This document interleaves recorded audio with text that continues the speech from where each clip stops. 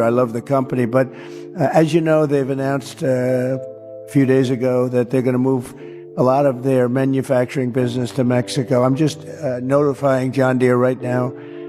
If you do that, we're putting a 200% tariff on everything that you want to sell into the United States. And saying all that, I had a conversation last week with Secretary Lutnick, and just told him how we feel. And it's going to hurt Americans. It's going to hurt American jobs. It's going to hurt investments. We've seen the market tumble. I'm sure it's going to start tumbling again. The farming world just witnessed a clash between business and politics that could reshape the entire agricultural landscape. It began with a major move by one of America's most iconic companies, John Deere. Known for its green and yellow machinery and deep ties to rural communities, the company has long stood as a symbol of American manufacturing. But a recent decision to expand operations internationally has triggered backlash at the highest levels, particularly from former President Donald Trump. To understand the weight of this moment, it's important to look at what John Deere represents. For generations, it's been more than just a farm equipment manufacturer. In many communities, Deere has provided stable jobs, sponsored local events, and become deeply woven into the fabric of agricultural life. Its reputation for quality and dependability made it a go-to for American farmers, many of whom have been customers for decades. So when John Deere announced a significant expansion overseas, it didn't go unnoticed. The move involves shifting some manufacturing and operational processes to other countries. From a business perspective, the strategy aims to cut costs, streamline logistics, and gain better access to emerging markets. In a global economy, these are standard decisions for many large corporations. But politically, this one struck a nerve. Donald Trump, who has long campaigned on the promise of bringing manufacturing jobs back to the United States, saw John Deere's decision as a betrayal. His economic message has consistently focused on punishing companies that outsource and rewarding those that keep operations within U.S. borders. Over the years, he has used tariffs as a way to pressure businesses to stay local. And his supporters, many of whom come from farming backgrounds, have often backed this tough stance. The clash became public quickly.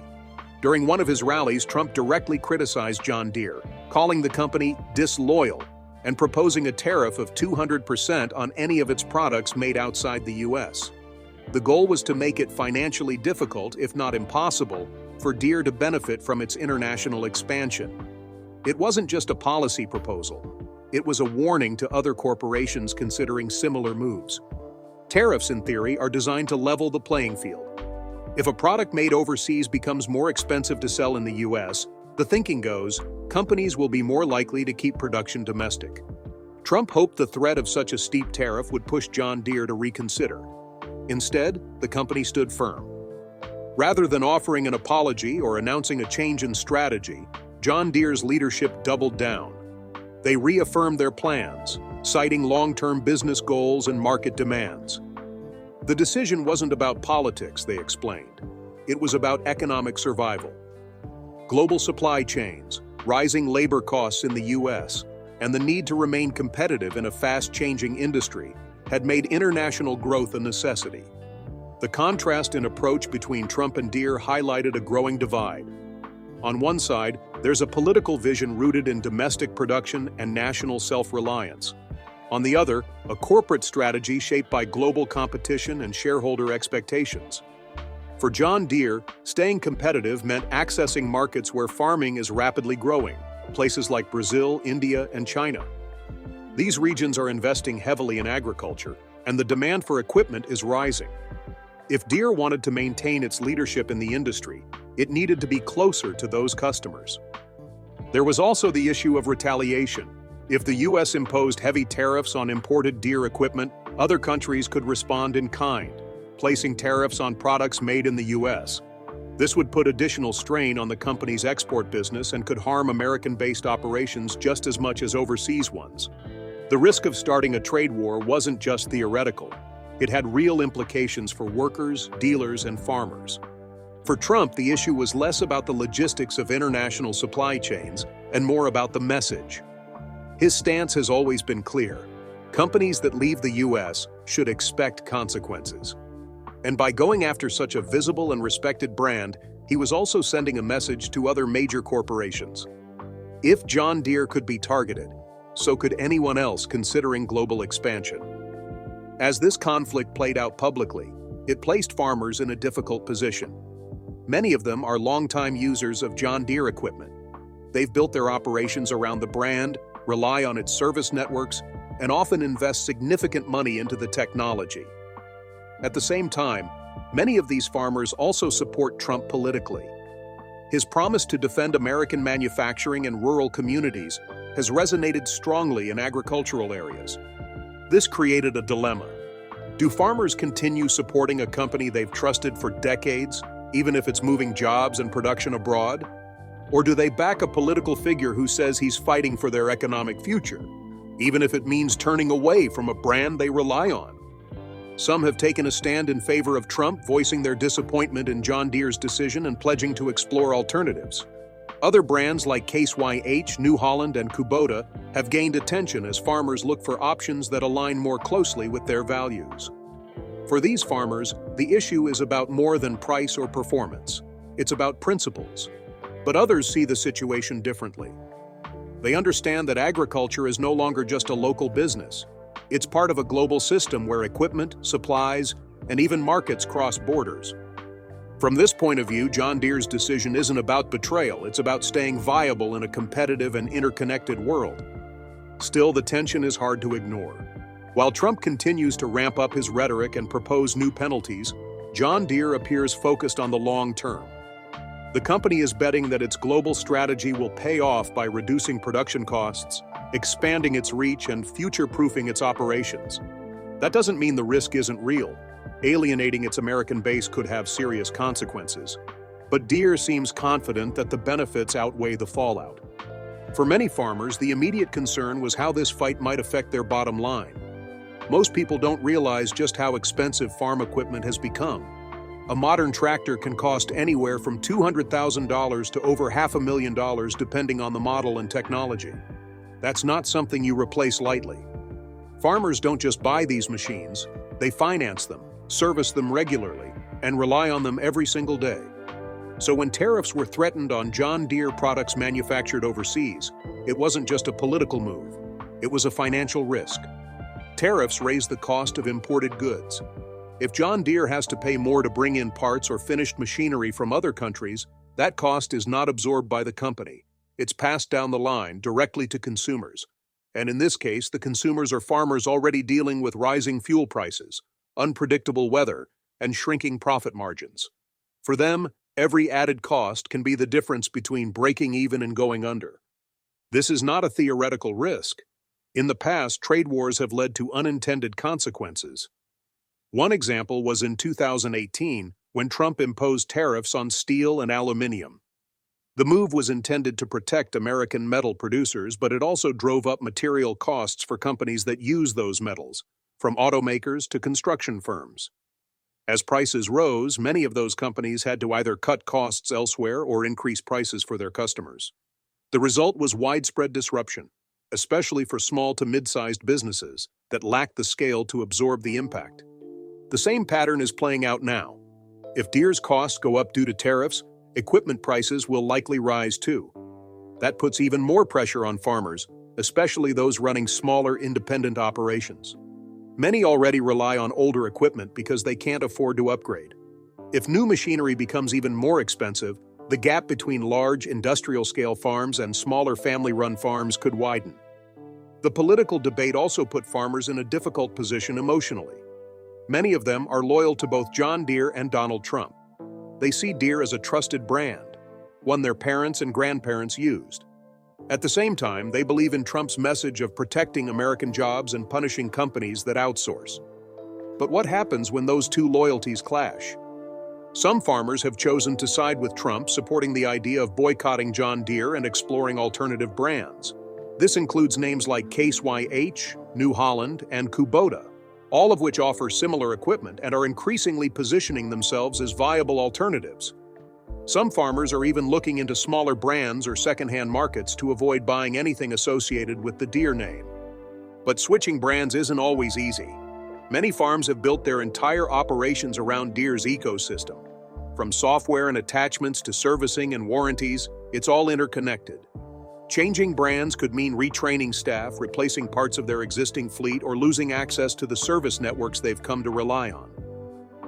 For a lot of farmers, the cost and effort involved in switching may outweigh the symbolic value of a boycott. There's also a practical question. What other options are truly America first?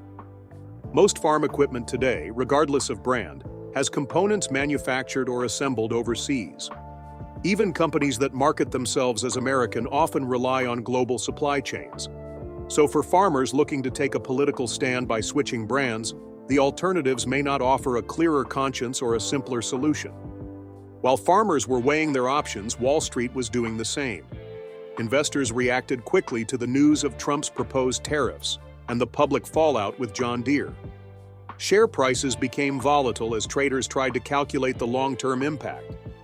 Would a boycott hurt sales? Would tariffs raise production costs and reduce margins? Would foreign markets remain open, or would other countries retaliate? For some investors, Deere's international expansion looked like a smart business decision. By moving parts of its operations abroad, the company could reduce labor costs, sidestep regulatory hurdles, and avoid tariffs on exports. In a competitive global market, these advantages matter. Companies that don't evolve often get left behind. But other investors were nervous. They worried about the brand damage. John Deere doesn't just sell equipment, it sells trust. It's a legacy brand in rural America, and alienating that customer base could do more harm than a few tariff hikes. If the farming community loses faith in the company, even the best international strategy might not be enough to recover. This tension reveals a deeper challenge facing American manufacturing. Trump's policies aim to bring jobs back home, but the reality is more complicated. Many of the manufacturing jobs that left the U.S. didn't go to other countries. They went to machines. Automation has transformed industries from textiles to automotive, and farming is no exception. Modern equipment uses advanced robotics, GPS guidance, and artificial intelligence to boost productivity and reduce labor costs. Even if production returns to the U.S., it's unlikely that old job numbers would come with it. That doesn't mean bringing manufacturing home is impossible. It just means it requires more than tariffs. It would take investment in infrastructure, education, and long-term incentives for companies to build and stay in the U.S. Otherwise, businesses will continue to look for opportunities abroad, especially if that's what their competitors are doing. Meanwhile, farmers are left dealing with the consequences. As the conflict between Trump and John Deere continues, the agricultural industry is entering a period of uncertainty. Equipment costs may rise, investment decisions are on hold, and brand loyalty is being tested. What was once a stable, if slow-moving sector, is now navigating rapid change driven by political, economic, and technological forces. There's also growing concern about what comes next. If tariffs are introduced and Deere products become more expensive, how many farmers will be able to afford the equipment they need? What happens if foreign countries impose tariffs on American-made farm equipment in response? Could U.S. manufacturing be hurt even more by a policy intended to protect it? For many farmers, it's more than just a brand. It's a part of their family legacy. The green and yellow machines are often passed down through generations, and many operations are built around the company's ecosystem. But loyalty is being tested. When emotions, economics, and politics intersect, trust becomes fragile. As Deere holds firm on its global expansion strategy, its rivals are quietly making their move. Competitors like Case 1H, New Holland, and Kubota see this as a rare opening in a market where customer retention has traditionally been strong. These companies have been preparing for moments like this, expanding their product ranges, improving service support, and positioning themselves as responsive alternatives. Case IH, for example, has invested heavily in precision farming technology, hoping to appeal to operations that want high-tech features without the political baggage. Kubota has long focused on affordability and dependability, making it a favorite for small and mid-sized farms.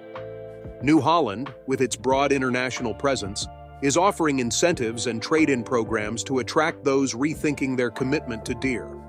But the challenge isn't just from existing competitors. Smaller and lesser-known brands are stepping forward, offering innovative solutions that challenge the traditional way of doing things. In a time of political uncertainty and rising equipment costs, these companies are betting that farmers are ready for something new. Some of these emerging brands focus on niche areas like compact tractors or specialty equipment. Others are diving into the future of agriculture with autonomous machines, electric vehicles, and AI-driven platforms. Monarch Tractor, for instance, is developing fully electric self-driving tractors designed to cut costs and emissions. Startups like FarmWise are using robotics to automate weeding and soil analysis, helping farmers reduce their reliance on chemicals and labor. This wave of innovation is being driven by changing expectations. Today's farmers are more connected, more data-driven, and increasingly interested in sustainable practices. They want machines that help them maximize yield, minimize waste, and reduce environmental impact. And they want transparency, from pricing and servicing to software access and repair rights. That last point is especially important.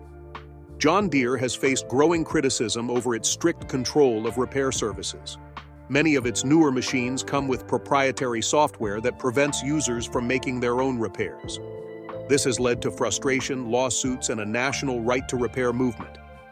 Farmers argue that if they spend hundreds of thousands on a machine, they should be able to fix it themselves, or at least choose who fixes it. Some competitors have taken note and are making repairability a key selling point. Brands that offer open-source systems or simplified diagnostics are gaining traction. The message is simple but powerful. Let farmers take back control. Alongside innovation, there's another force reshaping the market: price sensitivity. With fuel, seed, fertilizer, and insurance costs climbing, many farmers are under pressure to cut wherever they can. If tariffs on John Deere products go into effect, prices could climb even higher. That would make competitors with lower production costs or more flexible pricing models increasingly appealing. But switching isn't always simple. Deere's equipment, software, and service networks are deeply integrated. For many farms, making a full transition would take time, money, and a steep learning curve. Still, if the political climate stays tense and prices keep rising, more farmers may decide it's worth the effort. At the same time, global dynamics are playing a bigger role in shaping agriculture's future. Demand for food is growing in emerging economies. Climate change is forcing changes in how crops are grown and where. Trade agreements are shifting and supply chains are under stress. Companies like John Deere that want to stay competitive have to think globally, but thinking globally sometimes means upsetting local stakeholders. This is the tightrope Deere is trying to walk.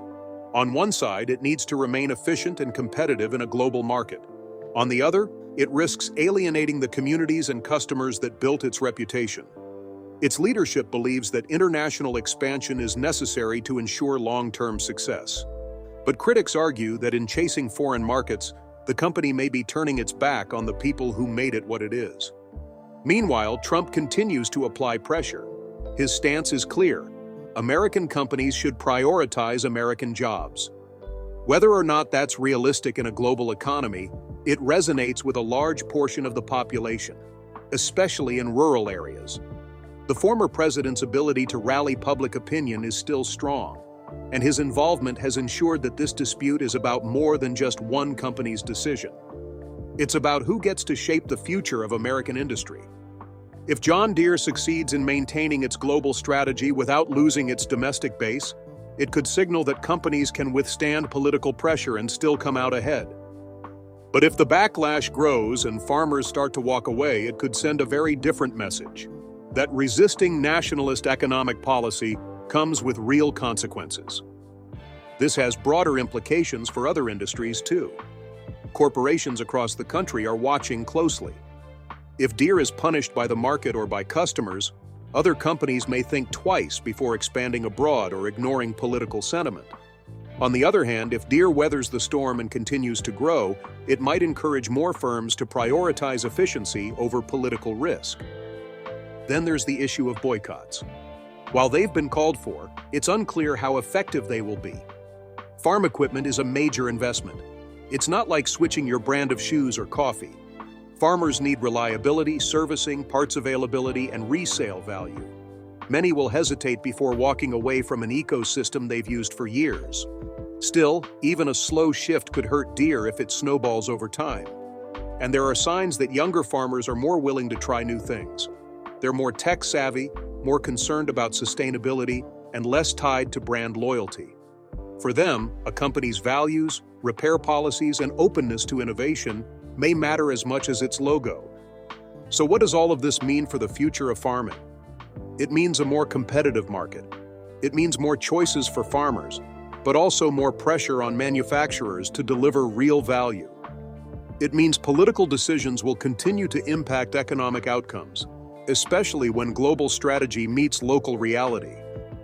John Deere still has a strong position, a trusted brand, and a vast network of loyal customers.